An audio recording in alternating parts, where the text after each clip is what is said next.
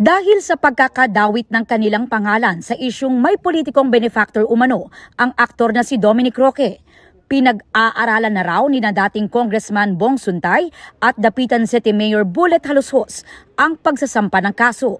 Ayon kay Suntay, Bullet also wants to file. Ako, I'm talking to my lawyers also on what we could do. We're just gathering whatever we could find pa eh. So, hindi. Ito yung dalawang ichinismis na sugar daddy daw ni Dominic.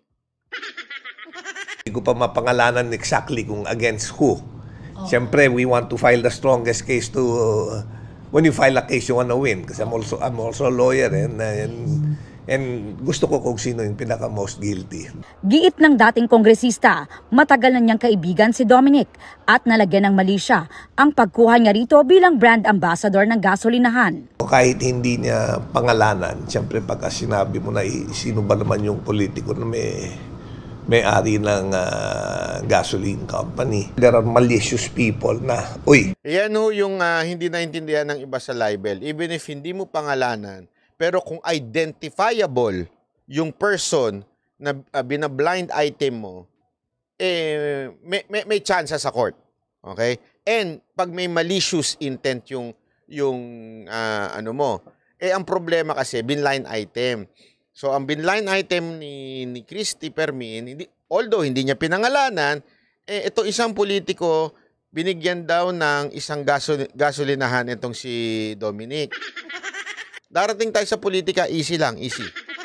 Okay? Baka akala nyo chismisan to. Hindi. Politika ito, politika. Ito, may picture kasama ako na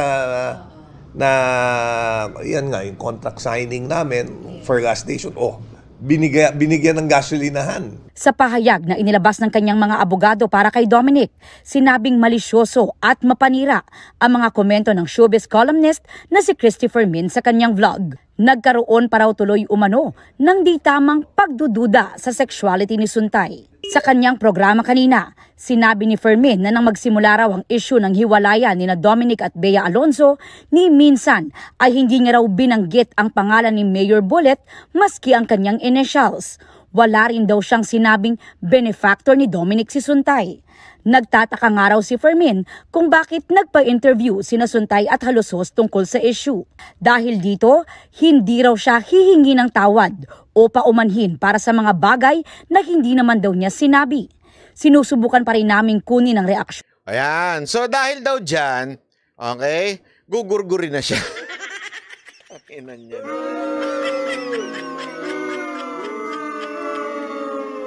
Ay, nako.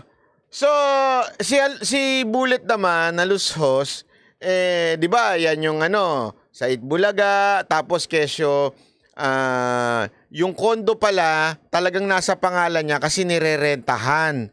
Okay, nirerentahan ni Dominic. So, nung nalaman nitong sinismis na, again, hindi ko sinasabing mas magandang Itbulaga dito o Bulaga o tanghaliang pasaya. Kasi ayan na naman yung mga panatiko eh. Hindi! Itbulaga ako eh. Ang butang, inang utak yan oh. Nakakabuisit sa mga Pilipino eh. Pag tiniskas mo yan, sasabihin na naman, dinidepensahan mo yan, so mas gusto mo yung tanghaliang masaya. Hindi, wala ho tayo sa usapan yan. Ang usapan po natin dito, yung fake news. Okay, fake news ang pinag-uusapan natin dito. Ang issue dito, yung topic na fake news. Hindi ho sa Itbulaga, hindi ho sa, tahanang pinakamasaya. Fake news ang pinag-uusapan natin dito, yung issue ng fake news. Baka hihirit naman, di ba, yan yung nasangkot sa ganito, yung kasama ni Marcos. Ulitin ko, hindi ho ang pinag-uusapan dito, droga o di kaya si Marcos. Ang pinag-uusapan dito, fake news. Okay? Malinaw na. Baka mamaya may papasok na naman dyan, Banat Bay. Bakit ka nagbago? Bakit gusto mo yan? Porket nandyan si Isko? Konektado na, oh. Ganun na, oh. Diba? Issue-based tayo, issue. Ang kinaiinisan ko kasi dito, etong mga reporter minsan, talaga namang gumagawa ng issue. Nabubuhay kasi sila sa chismis. Yun ang problema ko. Gegets nyo? Matagal na po ako sa industriya, sa showbiz. Alam ko na trabaho nila yan eh.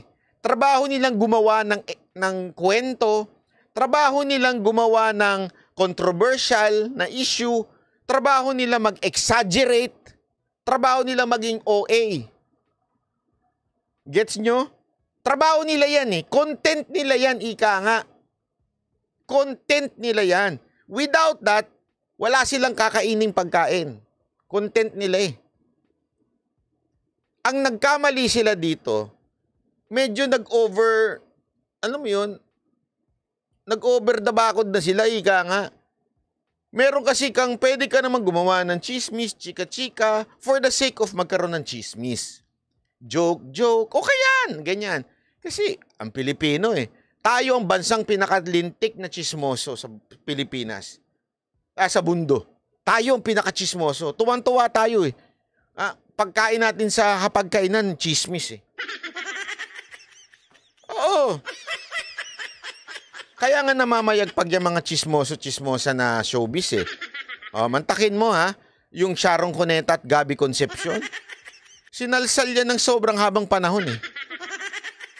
Sino pa? Ang dami dyan. Ang dami dyan pinagkwartahang love life. Pinagchismis ang love life. Wala namang problema eh. Buhay nyo yan eh. I mean, yan ang pangkabuhayan ninyo, pangkain ninyo, chismis. O di sige. Pero, wag mo namang gawin yan na may maaapakan ka ng tao. Yun ang punto ko dito. Naiintindihan nyo? If you want to live your life and you want money, salary, views, content, okay yan. Bakit? Lahat naman tayo kailangan ng pera para makakain. Pero wag tayong aapak doon sa maling-mali na. Inapakan nila, in a sense, kahit mali, sasalsalin nila, kukulayan nila. Kaya nga, there's such thing as malicious. Kinulayan ng may malisyoso. Kaya naiinis ako pag merong mga anti-Marcos for the sake of anti-Marcos lang because they want content.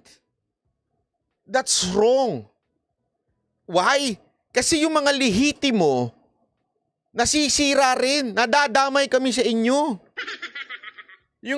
Kaya tuloy, ang tingin sa atin, instead na ang tingin sa atin, legit opposition, hindi, ang tingin sa atin, chismosa lang. That's why I am against fake news. Nasisira ang vlogging because of these people.